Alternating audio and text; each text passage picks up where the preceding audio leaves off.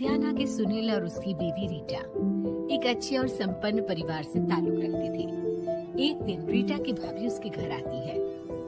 रीटा, तुझे तो पता है तेरा भाई कुछ नहीं करता, ऊपर से 2 बच्चों की जिम्मेदारी, बेटी भी बड़ी हो गई है। तू तो बुआ है, कुछ मदद कर सकती है तो कर देना।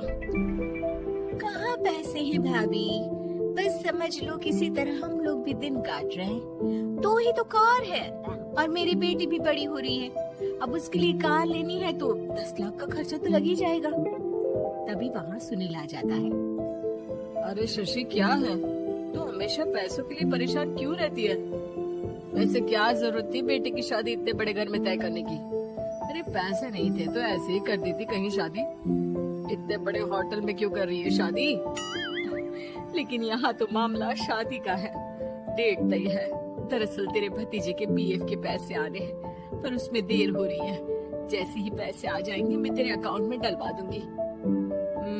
ठीक है, हम लोग सोचकर बताएंगे। तभी वहाँ भतीजा आ जाता है। फूफा जी, आप लोग ही मदद कर सकते हैं, वरना तो कैसे काम होगा समझ में ही नहीं आ रहा।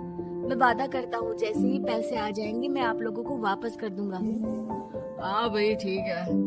अब देख भाई, हमारे लड़के तो सारा दिन घर पर पड़े रहते हैं, ना कमाते हैं ना कुछ कमाने की इच्छा रखते हैं। लेकिन चल, ये ले, कितने पैसे चाहिए? जी 4 लाख रुपए। ठीक है, लेकिन पैसे ध्यान से वक्त पर वापस लौटा देना। सुनील मुसीबत के वक्त बीवी के भतीजे की मदद तो कर देता है, लेकिन उन लोगों के जाने के बाद देख ले रीटा, तेरे मायके वालों ने मांगा तो दे दिया, वरना इन लोगों का मुझे कोई भरोसा नहीं है। अरे क्यों भरोसा नहीं है? इससे पहले तो कभी इन लोगों ने आपसे मदद भी नहीं ली। हाँ, ली तो नहीं, लेकिन पैसे की किल्लत ही रहती है ना इन लोगों के पास। अरे ठीक है ना, नहीं लौटा पाए तो भतीजे के ससुराल से निकाल देंगे। सुना है बड़े घर में शादी हो रही है। सुनील और रीटा पैसे तो दे देते हैं, लेकिन अगले रोज ही। हाँ भाई साले साहब, क्या हाल है? ठीक हूँ जीजा जी। क्या बात है, सालों बाद आपका फोन, जरूर कोई बात होगी, बताइए ना। अरे वो तेरी बड़ी भाभी आई थी, बेटी की शादी कर रही है ना, तो पैसे लेने के लिए मैंने दे दिए 4 लाख। सोचा भाई किसी गरीब की बेटी की शादी हो रही है, पुण्य मिल जाएगा। अच्छा किया जीजा जी, उनका बेटा बहुत मेहनती है, जल्द ही लौटा भी देगा। वहीं रीटा भी फोन करके हर किसी को पैसे देने की बात करती है। रीटा की भाभी शशि के पास उसके भाई का फोन आता है। तूने सुनील से पैसा लिया है क्या? नहीं भाई, सिर्फ बात की है, बोल तो रहा है कि दे देगा। वो लोग मदद करने वालों में से नहीं है, और मदद कर भी दे लेकिन समाज में गा गा कर हालत बुरी कर देते हैं। अब गाने दीजिए ना भाई, मैं क्या कर सकती हूँ, मेरे पास कोई ऑप्शन भी तो नहीं है। बेटी की अगले हफ्ते शादी जो है। शशि की बेटी की शादी हो जाती है, लेकिन शादी के 1 महीने बाद ही सुनील का फोन भतीजे के पास आता है। हाँ भाई, शादी तो हो गई हम लोगों की दुआ से। अब देख, ऐसा ही फायदा होता है पैसे वाले रिश्तेदार हो तो। तेरे वक्त पर हम कैसे खड़े हो गए थे, लेकिन अब पैसा लौटा दे भाई। जी, मैंने पीएफ के लिए अप्लाई कर दिया था, उसके नोटिफिकेशंस मैं आपको भी भेज देता हूँ। मुझे लगता है 10 दिन में पैसे आ जाना चाहिए। जैसे ही पैसा आएगा मैं आपके अकाउंट में डाल दूंगा। और ना जी ना, कोई नोटिफिकेशन नहीं चाहिए, पैसा चाहिए, पैसा।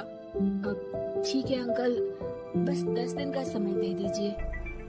अभी हफ्ता भी पूरा नहीं होता कि भतीजे के पास उसके गांव के दूर के चाचा का फोन आता है।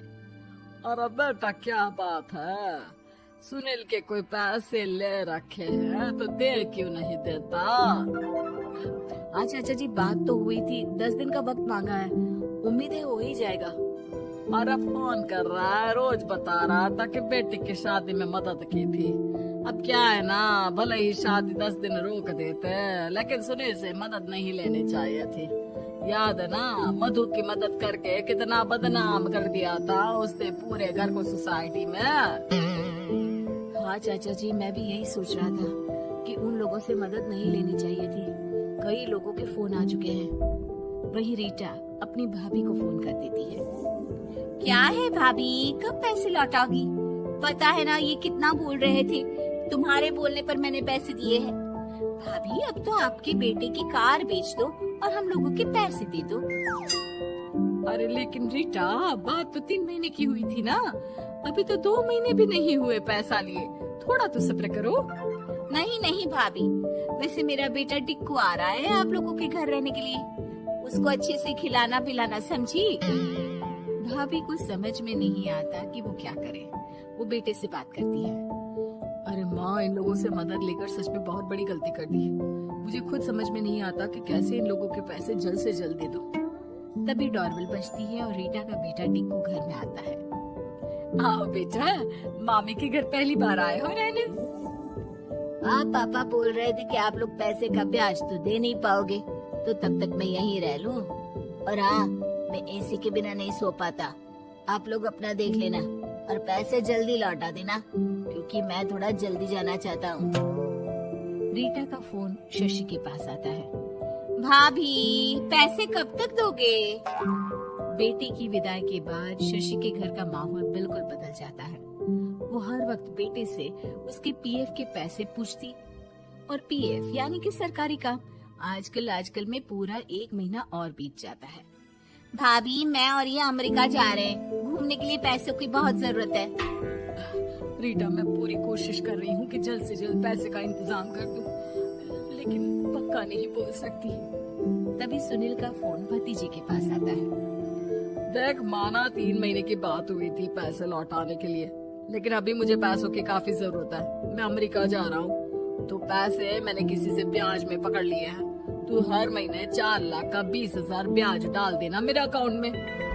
सुनील फोन रख देता है, लेकिन भतीजा काफी परेशान हो जाता है। वो ऑफिस से शाम को घर आता है कि माँ पूछती है, क्या हुआ बेटा? बेटा माँ को सारी बात बता देता है। माँ भगवान के सामने हाथ जोड़कर खड़ी हो जाती है और रोने लगती है कि तभी बेटे का मोबाइल पर मैसेज बजता है। माँ, पीएफ के पैसे आ गए हैं। और वो ऑनलाइन ही सुनील के पैसे वापस कर देता है। भला हो भगवान का। लेकिन आज एक बात तो समझ में आ गई, मदद हमेशा उन लोगों से लो जो मदद के बदले आपसे मदद में दी गई रकम ही वापस ले, ना कि समाज में आपकी इज्जत।